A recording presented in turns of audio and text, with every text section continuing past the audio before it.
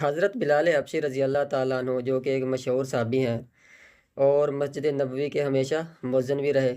شروع میں وہ ایک کافر کے غلام تھے اور اسلام لے آئے۔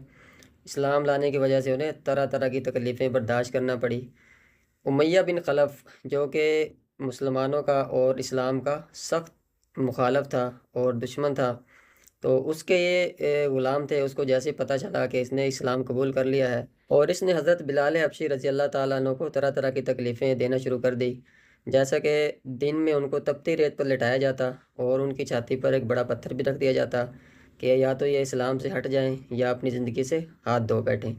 لیکن حضرت بلال حبشی رضی اللہ تعالیٰ عنہ کا ایمان بہت مضبوط تھا۔ ان کی زبان پر ایک ہی ورد تھا کہ احد احد، یعنی کہ اللہ ایک ہے۔ اور رات میں ان کو زنجیروں سے جکڑ دیا جاتا اور مارنے کی تکلیف دی جاتی۔ کبھی امیہ بن خلف کا نمبر آتا، کبھی ابو جہل کا نمبر آتا، تو کبھی ان کے چیلوں کا نمبر آتا۔ باری باری سب ان کو مارتے تو کہتے کہ یا تو یہ اسلام سے خارج ہو جائیں یا پھر اپنی زندگی سے ہاتھ دھو بیٹھیں، لیکن ایسا نہیں ہوا۔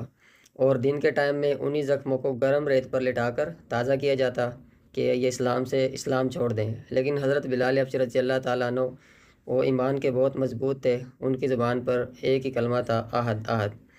تو جیسے ہی حضرت ابو بکر صدیق رضی اللہ تعالیٰ عنہ کو معلوم ہوا تو انہوں نے ان کو خرید کر آزاد فرمایا۔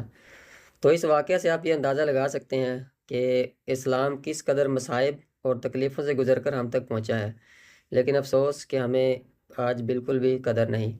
اس کے بعد کیا ہوا کہ حضرت بلال حبشی رضی اللہ تعالیٰ عنہ کو اتنی تکلیفیں برداشت کرنے کا یہ صلہ ملا کہ حضور اقدس صلی اللہ علیہ وسلم کی خدمت میں ہمیشہ مؤذن بنے رہے۔